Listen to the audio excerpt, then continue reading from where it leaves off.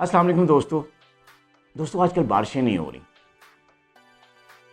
بہت سی مساجد میں ہر وقت 1.5 ماہ سے جو ہیں دعائیں مانگی جا رہی ہیں, نماز استسقاء پڑھی جا رہی ہیں, لیکن اللہ تعالیٰ اپنی رحمت کی بارش نہیں نازل کر رہے. ڈسکشنز ہوتی ہیں تو پتہ یہ چلتا ہے کہ شاید اللہ تعالیٰ ناراض ہیں, ہمارے کام اللہ کو پسند نہیں ہے, اس لیے اللہ تعالیٰ اپنی رحمت کی بارش نہیں کر رہا. جب ہم آپس میں بات کرتے ہیں تو یہ کہتے ہیں کہ یار لوگ جو ہیں وہ سچ نہیں بولتے, اس لیے اللہ تعالیٰ اپنی رحمت کی بارش نہیں کر رہا.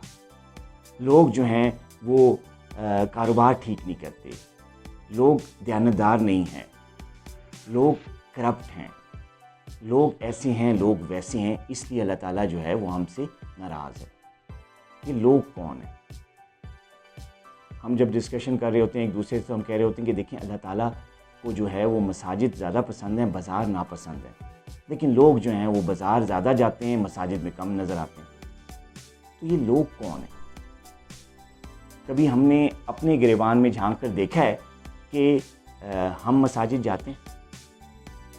کبھی ہم نے اپنا ریویو کیا ہے کہ کیا ہم ٹھیک کام کر رہے ہیں؟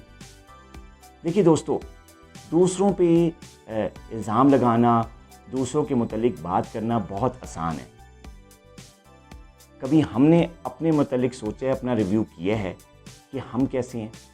کیا ہم وہ کام کر رہے ہیں جس کا اللہ تعالیٰ نے ہمیں حکم دیا ہے؟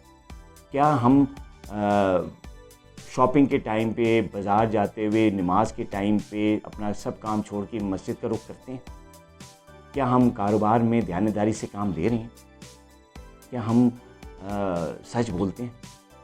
اگر ہر کوئی اپنے گریبان میں جھانکے اور صرف اپنے آپ کو ٹھیک کر لے تو پورا معاشرہ جو ہے وہ ٹھیک ہو جائے گا, اور یہی بات جو ہے وہ اللہ تعالیٰ کو پسند ہے.